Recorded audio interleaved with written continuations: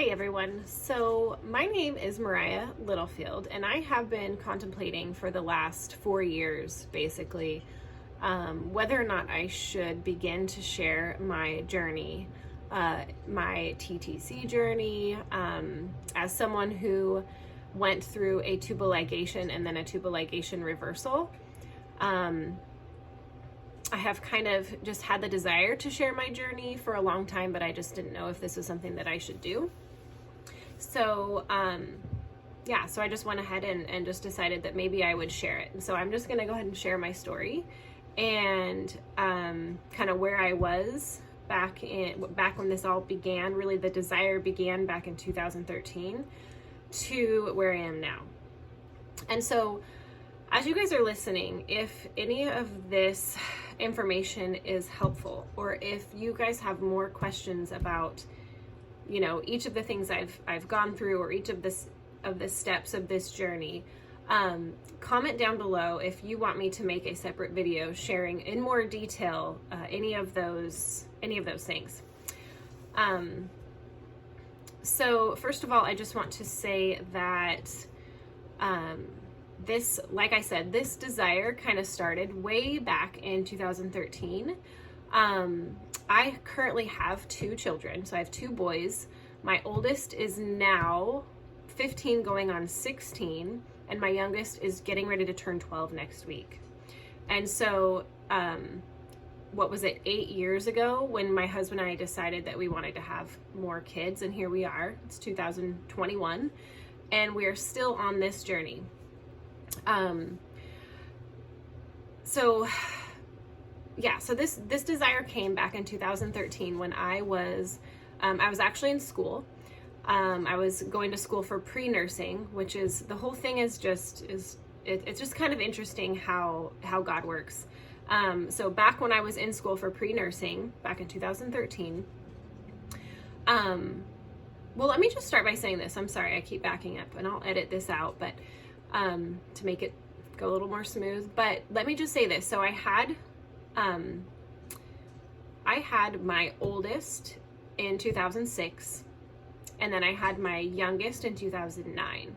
And after I had my youngest, we decided we were going to be done, and we decided to get our tubes tied. So get my tubes tied. And so this was a decision that we made, and with the help of family members, thinking that 2 was going to be enough. We were going to be done with 2, and that we were content with just having 2 babies. And so we went ahead, and so I was only 24 when we decided to do this. So I remember on the operating table, I had to have C-sections with both of my boys. That's a whole nother story. On the operating table, my doctor, I remember, asked me, okay, are you sure, after my C-section, are you sure you want to go through with this tubal ligation? And I said, yep, let's do it. So there she goes, and she performs the surgery and does the tubal ligation. So like I said, back in 2013, here it is, I'm in school, and I am in pre-nursing, so I'm in an anatomy and physiology class. And in this class, we're watching a video. It's basically the life cycle, and it is it's like a 3D, like real life video of what exactly happens upon conception, the progression of the growth of the fetus, labor and delivery, just all of the mechanisms that take place, just from the beginning of conception all the way through delivery, and even through breastfeeding and whatnot. It's the coolest video, and I'm gonna try to find it. Every few years I'll try to find this video and rewatch it, just because I just love it. It's just amazing how God has created our bodies to grow little humans inside of it. But anyway, so I was just watching this video in class, and that was the first moment that desire just came up, in my heart, and I could just feel it, that desire to want more children. And so it kind of started there, right? So just the baby fever. And so my youngest was, I want to say he was 3 or I think he was about 3 or 4 when I was in school at this time. And so, anyway, yeah, so that happened. The desire to have more children came. And I, went to my husband, and he and I talked to him about having more. To be honest, he wasn't real keen on the idea at first, because back then when our children were younger, we were still having some financial difficulties. And so to him, he just didn't think this was a good idea. And so that was kind of hard. Just realizing that my husband was not on the same page with me. He did not have the same desire as I did at the time. But the desire just didn't go away. It didn't go away. And so I asked him one more day. This is kind of a long testimony, so I might break this up into a couple videos. Because there's a lot of cool, like, God nuggets throughout this testimony. So one day we are driving around. We're picking up supplies to make some zucchini bread. So we went to like a little farmer's market type place and picked up some fresh organic zucchini. And then we went, and we never grocery shopped at Safeway at the time, but we decided we were going to stop at Safeway to pick up the rest of the ingredients that we needed. It was on the way. So, so we stop in Safeway. On our drive there, I'm asking him again, honey, I would really like to have another child. And he just straight up said, no, I do not want more children. We're not doing that. I do not want more children. Sorry. And so I was like, my heart was hurting. I was like, oh, like that hurts, So we go into Safeway, and the store is pretty empty. There's not a lot of people in it at all. But the first thing that I noticed, so three things happened. The first thing I noticed is the song that, so my song to my oldest son was playing. It's Little Big Town, Bring It On Home to Me. That was my song to my oldest son when he was a baby. That song just made me cry. So, so that song's playing, and it just was like, oh my gosh, honey, do you hear that song? That's my song. That was my song to Noah when he was a baby. And then we turn the corner and we go down the aisle, and here comes a pregnant lady with her big old pregnant belly. And I'm like, hey, honey, did you notice that? There's a pregnant girl right there. So he's like, yeah, I noticed. So we finish our grocery shopping. We're going to check out. We turn into the checkout line, and guess who's standing there? My doctor, my OBGYN, who delivered both of my babies via C-section, is standing right there. And so I'm like, do you see what I see right now? Standing in line right there? And my husband's like, I mean, you can tell he's like, oh my gosh, yes, I see that. And I'm like, that's three things that happened in Safeway. Anyway, so we leave there, and I'm like, of course, he's like not wanting to talk about it. He's like not wanting to acknowledge that these three things happened in Safeway, because he does not want to acknowledge that, crap, that's a sign maybe that we're supposed to have another child. So, anyway, so we leave there. Anyway, yeah. So that day we leave there, and we get home, and I'm doing dishes, and Jeremy, my husband, and our two boys are out fiddling on his work truck. And I just look down there, and I just like almost start crying, because I just know we're having another baby. We are having another child, right? And so I'm just giddy. I'm super giddy, right? So that was like the first sign. Okay. This is back in 2013. It's been a long journey. Okay, maybe 2014 at this time. Okay, so eventually he's completely on board. He has the same desire as me. He wants another child. He's starting to get baby fever. He's holding other people's babies. He wants another child. So I really prayed about this for a long time, because I had to get my tubes reversed, right? And like I said, finances were not wonderful back then. So I really prayed about this for a long time, like did Bible study after Bible study. Is it God's will? Is it God's will? Is it God's will? Okay. Clearly in God's word, it is his will that we have children. That's the first command he said, be fruitful and multiply. So, and there's other scriptures too. But clearly, God's heart is pro-children, right? So we decide, okay, well, we're going to save up the money and we're going to go have the surgery. So I'm doing my research. I'm figuring out, where do we want to go? Well, there was this doctor that I really wanted to go to in Florida. And I still think he's probably an awesome doctor. You can tell he just has an awesome facility. Just looks very professional. All of his, it's cool. He seems like he's just a fun doctor. All of his patients bring him, well, he wears these little bow ties every day, and his patients always bring him like a bow tie as a gift. But anyway, so I wanted to go there, but it was obviously a lot farther from us. We're all the way in Idaho. He's in Florida. So I find a doctor in San Dimas, California. So it's more affordable, it's closer. So we save up the money. It's somewhere around $5,000. I can't remember exactly how much it was, but we're doing everything we can to save money. We're doing yard sales. People are contributing. We had family members that contributed to this fund. That, like, one lady in particular was my grandpa's daughter that I had never met. My mom's, like, not biological sister.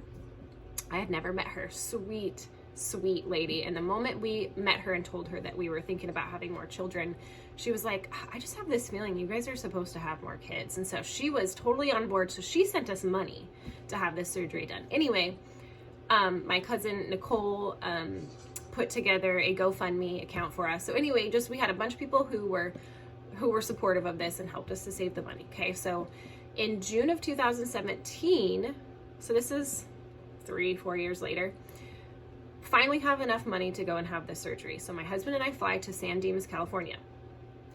We, get our hotel. The next morning we are due to go and check in for our surgery, for my surgery. Let me just tell you, this was not the facility that I was expecting. Like, on the outside, this place did not look professional, legit. It was like an apartment building that had been turned into a doctor's office. So you like walk up the apartment steps, you go down the little hallway, you open the door like you're going into not even really a nice building, like an old kind of apartment building. And I'm like, is this the office? Am I at the right place? So we go in, and yes, we are at the right place. Okay, well, they bought the whole, like, upper portion of this apartment building. I guess, like, all of the that apartment had been turned into like a medical facility, and so the whole upper apartment was turned into this doctor's office. Okay, so we go in, the waiting room's right there. She checks us in. They have me come back.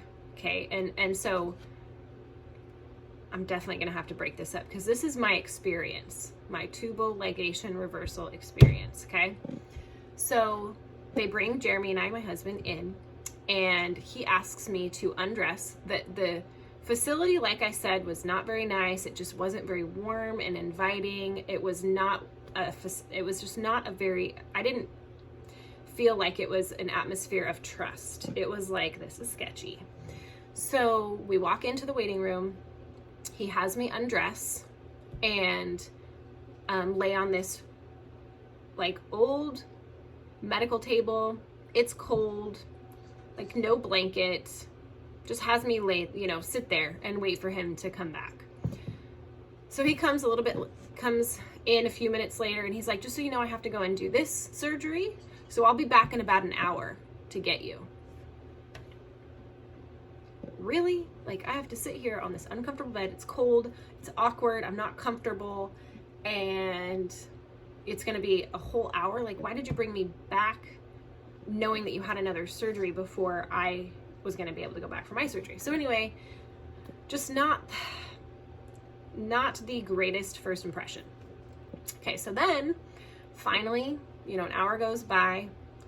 He comes in and he says, okay, the anesthesiologist is going to take you back now. It's time for your surgery.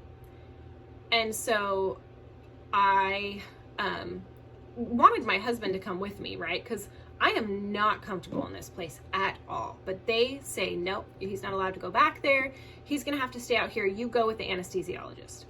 The anesthesiologist was this really cocky, brash Russian guy. And he just takes me back and gets me into the surgery room. And he says, sorry, it's my son. He says, all right, go ahead and take off your gown and hop up on the table. And so I was like, okay, like, he gets mad at me that I still had, because I wasn't comfortable just like totally stripping down in that other room. So I still had my bra and panties on. I have my gown on. He takes me back into the room and he gets mad that I had not stripped down completely naked under this gown. And so he himself starts like undoing my gown, this anesthesiologist starts undoing my gown and is like, get undressed and get on the table. And I'm like, okay. So I like undress, get up on the table. Well, he's talking to me. I mean, just no bedside manner at all. Like, I was so uncomfortable in this place, unfortunately. Thank God that he was there. He got me through it. Like, the surgery went okay. Am I good? As far as I know. So anyway, I'm laying there and the anesthesiologist is talking to me and I can't remember exactly the conversation. All I remember is him saying, basically, he's going to drug me up real good, is basically what he told me. And I'm like, oh, thank you. That's super comforting. Okay, sweet. Drug me up real fast. So he, does the IV, puts the drugs in, and he's like, okay, count backwards from 10. Well, I probably got to like 9 and I was out. Next thing I know, I'm being wheeled out. Like, I don't remember coming to, I don't remember going into like a recovery room for a little while. I'm out of it, completely out of it. I think I'm sensitive to drugs because it just doesn't take much for me to be totally out of it. But anyway, so he wills me to Jeremy, my husband. He's, just in the waiting room this whole time. Actually, I'm sorry, I lied. He does will me, the first memory I have, he wills me into a room where he just, I think it was like instructions, like aftercare instructions, real quick, post-care instructions, little room. Then he wills me out to Jeremy. And I'm just completely out of it. Jeremy, my husband, just was like, oh my gosh, you were so out of it. So yeah, that was my experience with that. Didn't have a great experience with the anesthesiologist. The doctor, however, was great. He himself was really nice. He really was. Just the whole thing was weird though. Anyway, so they give us instructions, so I leave, and I'm recovering for a couple days there in California, and I think they told us to wait like 3 months to try once we got back home, but I think I only waited like 1. Depending on the doctor you get, they'll tell you, okay, you need to wait. You can try as soon as you've recovered. You can try right away, and other doctors will tell you need to wait like 3 months before you start trying. Well, we didn't listen to our doctor. We just started trying right away. So anyway, I had my first cycle following my tubal ligation reversal on the 4th of July of 2017. So anyway, so a few months goes by, we're not getting pregnant, right? Until December. So from July to December, didn't get pregnant. So then I decide I want to have an HSG test. I remember he had flushed dye through the tubes during the surgery. After the surgery, he told me, my doctor who did the reversal said he flushed some dye through the tubes and that they were connected and it was clear. But I wanted to have a post-operative HSG test to make sure they were still open. So I go and I have this test, and they basically pump this balloon kind of thing into your uterus, and then they run some dye through it. So basically they find out that my right side is blocked and my left side is open. Which is fine. I mean, as long as I have one side, it's fine.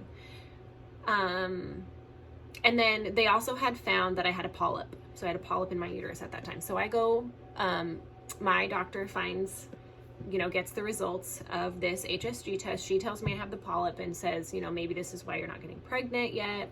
So let's go ahead and remove this polyp. So I have this minor, just a minor surgery, have this polyp removed.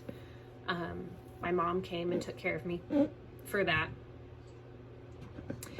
And so, yeah, so from my surgery until I didn't get pregnant for the first time until May, so almost a year later. May of 2018 is my first pregnancy. I'm super duper jacked, right? I'm like, sweet, it's happening. I'm pregnant. It worked. My tubal ligation reversal worked. This is good news. So I get pregnant, go immediately get blood work because they want to make sure that it's doubling after every 48 hours. Your is it HSG levels? HCG levels are doubling after 48 hours. So I go in, I have my first blood draw, find out, yes, you're pregnant. And then went in for my second blood draw, and the numbers, I believe, had dropped quite a bit. And then, so that pregnancy, I was only pregnant for 11 days and I miscarried. So I'm like, of course I'm crushed. This was tough, but I didn't mention this yet. That was my third miscarriage. I miscarried before my first child. Then I had my first. Then I miscarried before my second child. Then I had my second. Okay. So in my mind, I'm thinking, okay, well, my body just has to go through a trial pregnancy, to condition itself to carry full term. So I'm thinking, all right, well, I got that miscarriage out of the way. Now my next pregnancy is going to work, So, to make a long story short, I have had in the last 4 years, since June of 2017, I've had 5 miscarriages. They've all been really short. They've all been, you can call them chemical pregnancies if you want, but it's basically you get pregnant, you get a positive pregnancy test, it's positive for a couple days or a few days or whatever, it's varied for me.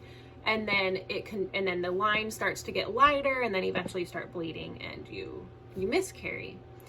And I don't mean to sound insensitive about miscarriages. I know I've had 7 of them, and it's been really, really hard. I will just say that it's been extremely hard and extremely frustrating. Some of them have been easier to go through than others. So I don't want to be insensitive and just act like and make light of the situation, because I know how devastating miscarriages are. But I have been through it 7 times now. So, and as much as it hurts and as frustrating as it is, it's just something that I've gone through, and it is what it is now. So my last pregnancy was just this last August of 2021. And these pregnancy tests, if I can learn how to make these YouTube videos, I haven't done this really, so I don't know how to edit videos yet. I'm going to learn how to do that. I'll insert some pictures, but my last pregnancy was August of 2021. Okay. And these tests were really strong positives. So I was thinking, okay, this is a good sign. It's a good sign. My hormone levels are high. This is good. This is good. So maybe it's going to work this time. 7th time is a charm. So I'm pregnant for a few days, and once again, I start spotting again, and that just tells me probably miscarrying. So I wait, a day, and I take a pregnancy test, and the line's gone. Okay, so at this time, I'm pretty upset, and I have a whole explanation of why this time I was so upset. I was pretty upset with God, and I will make a video. I'm going to make a video of the spiritual journey attached to this natural journey, because God has shown me things through other people, through my dreams. He's shown me the fact that I am going to have another child. And so this last pregnancy, knowing that just after being told basically, or confirmed by God that yes, this is my will for you, you will have another child, get pregnant. And I'm thinking, okay, it's happening. You know, God said it was going to happen, so it's going to happen. And then I miscarry. So I was pretty upset with God. And we were actually camping when I found out. So I am laying in my tent every night, crying, ticked off, wrestling with God, you know, just kind of crying out to him, but in anger. And I think that's okay. I think God wants us to go to him with those things. I know it's okay. So it felt as if, because, you know, God and I are in a relationship together, it felt as if I was in a fight with my significant other. I mean, I was just upset with God, but it's different. It's different because I also go to God for comfort. So it's like, you know, and he knows what his plan is, and he knows all things, and I don't, you know. So here I am just having this feeling. This is just how it felt. Like, I just felt like I was just, you know, hashing it out with God. Like, why would you let me get pregnant just to miscarry? You know, why are you allowing me to go through this just to miscarry once again? But then it hit my husband and I. It's a couple things. Number one, timing. God knows the perfect time for this child to come forth. And we did not, both of us, we didn't say this till after I miscarried. Both of us felt when we had found out we were pregnant this last time, it just didn't feel right, timing wise. And how we found out, just the whole thing didn't feel like it was the right time. It just didn't feel right. We were excited, of course, but it just kind of, there was just something that we were kind of like, like this doesn't feel right. So the timing of it was not right. And then, what was I going to say? What was the second thing? I can't remember. It'll come back to me. So anyway, yeah. So I was, you know, I was pretty upset, and I did get through that. But anyway, so those are the pregnancies that I have had. Now I'm going to go into kind of the things that I've done, the testing that I've had done, and where I'm at now. So back in 2019, after, you know, having like 3 miscarriages, I decided to get a hold of Seattle Reproductive Medicine and have some testing done.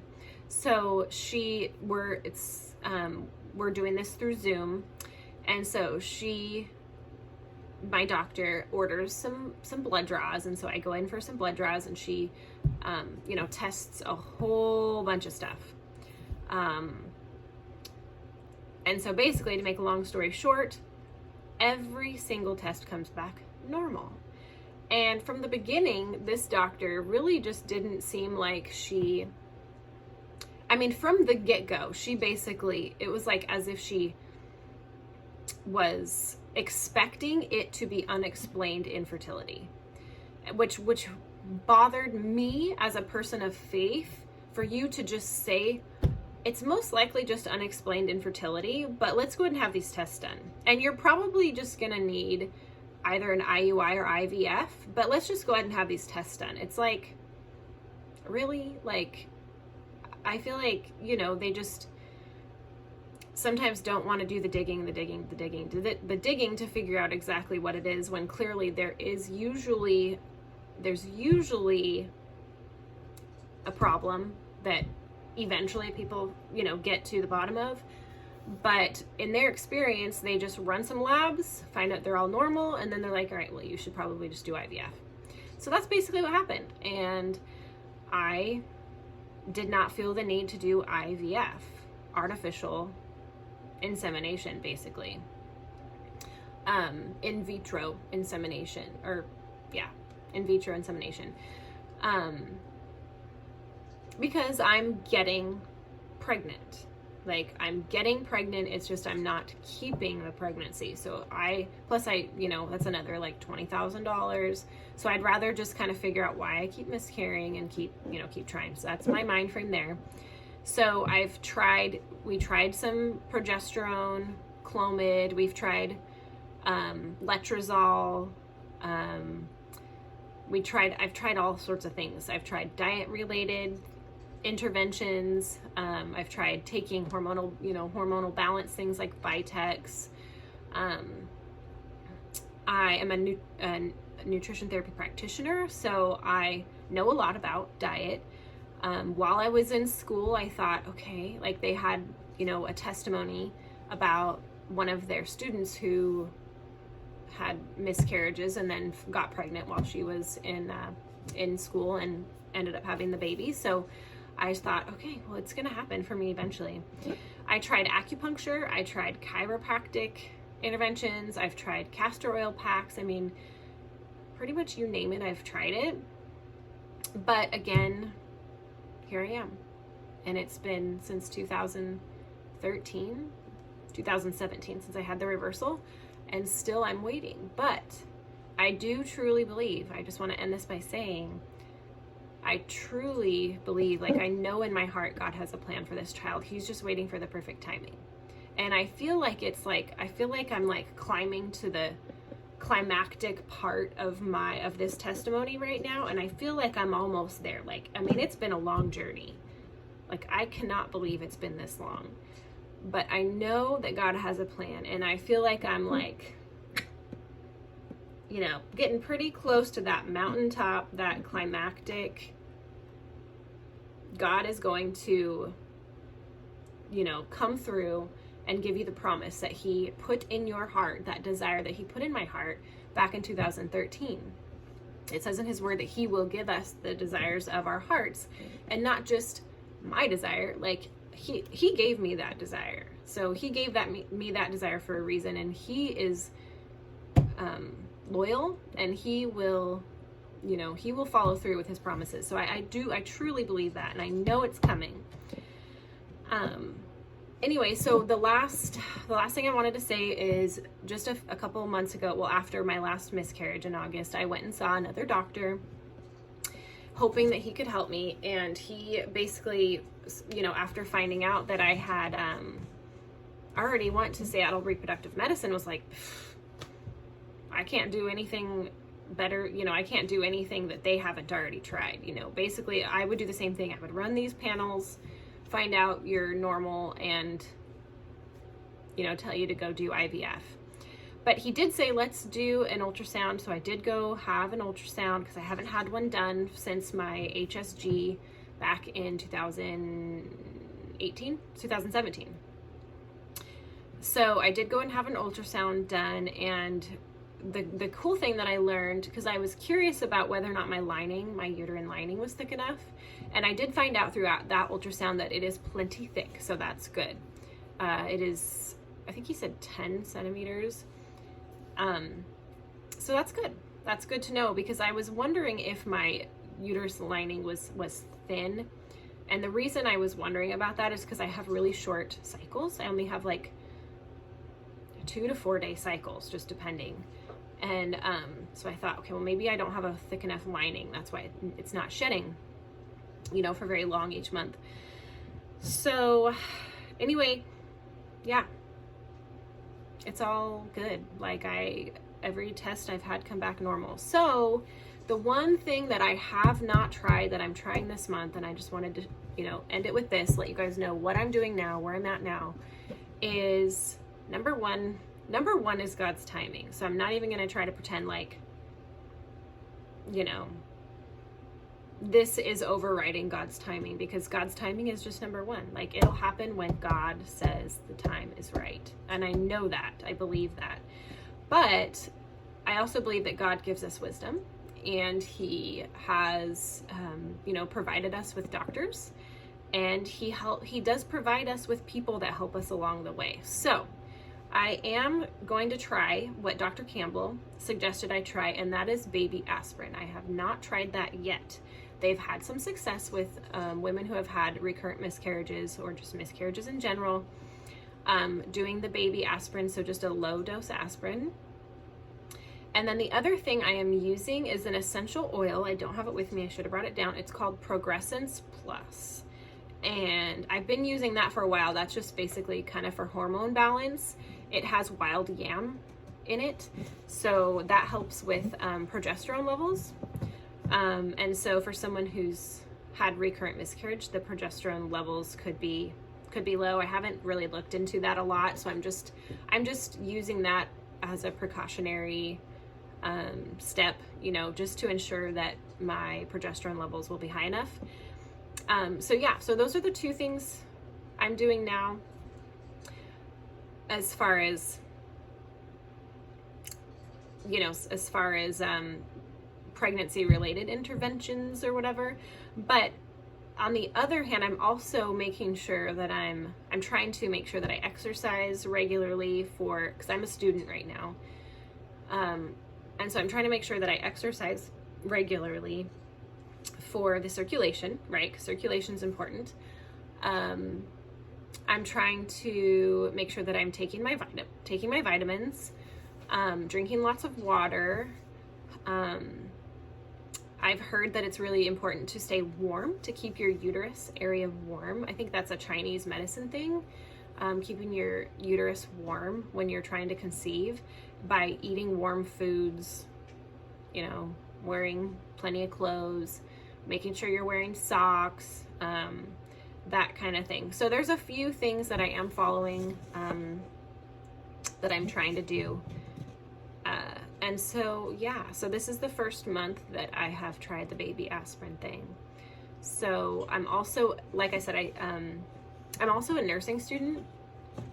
So I'm getting ready to start the nursing program in January. And so honestly, I'm like, okay, God, either he's going to wait until I'm done with nursing and I'm going to be like, I'm 36 right now, so I won't be out of school until 2024, December of 2024. It's like 3 years from now. So I mean, I'll be like 39 by the time I get done with nursing school. So, yeah, I don't know what God's plan is. And I'm just trying to move forward on the things that he's put in my heart, which is nursing school and having a baby. And I feel like he's just going to work out the timing of it all, when it all happens, and how it all works out. So we'll see. It could be another couple years. He might be wanting us to wait until I'm completely done with nursing school before we have another child, because I can't imagine having a child while I'm in school. I also can't imagine having a child and then putting the child directly in daycare, because that's not really me. But God's got a plan, and so I know he'll work out all the details. Maybe we will have a baby while I'm in nursing school, and God's going to provide all the help that I need, and he's going to provide all the energy I need, and he's just going to be there every step of the way. So I'm just literally fully relying on God for all of this. And so anyway, that was a long story. Yeah, I'm gonna try to edit this and add some photos in there. But if you guys have any questions or comments, or if you want to know more about any of the things that I've tried or been through, if you want to know about the Tubal Ligation reversal, if you want to know more information about doctors that I recommend, if you want to know more about the spiritual aspect of this, the testimonies that I have, where God has shown me that it is his will that I have another child, I think I'm going to make a separate video for that. So anyway, I don't even know how to end this. I'm not a YouTuber, but yeah, so like the video, subscribe, maybe. Comment down below if there's anything any content you want me to make. All right, I will see you guys later. Bye.